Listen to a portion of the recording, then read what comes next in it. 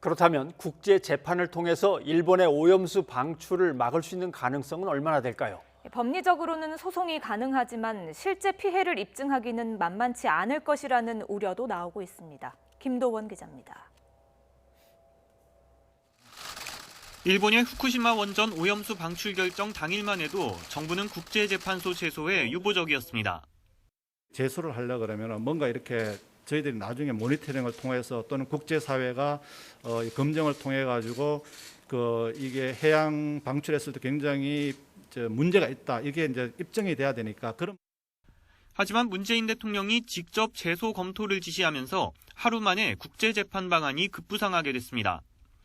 유엔 해양법 협약에 따르면 국제해양법재판소는 최종 판결 때까지 해양 환경에 중대한 손상을 방지하기 위해 잠정 조치를 명령할 수 있고 당사자는 신속히 이행해야 합니다.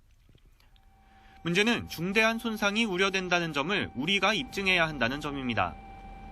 일본은 오염수를 국제 규제 기준에 맞게 정화해서 방출하겠다는 입장이고 이것은 기술적으로 가능하다는 게 국제원자력기구 IAEA의 평가입니다.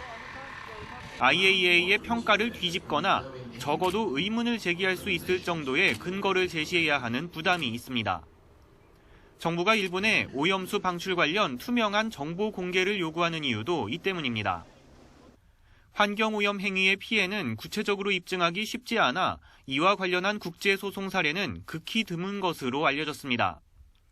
만에 하나 국제재판을 시도했다 패소할 경우 면죄부만 주는 결과가 될 수도 있습니다. 이와 별개로 외교부는 일본의 오염수 방류에 대한 국제사회의 관심을 계속 촉구하겠다고 밝혔습니다. 미국에는 양측 대사관을 통해 중국과는 한중 해양사무대화를 통해 우려를 전달했습니다. 또 직접적 피해가 우려되는 태평양 연안 국가들을 상대로 장관급 논의를 통해 관심을 촉구한다는 계획입니다. YTN 김도원입니다.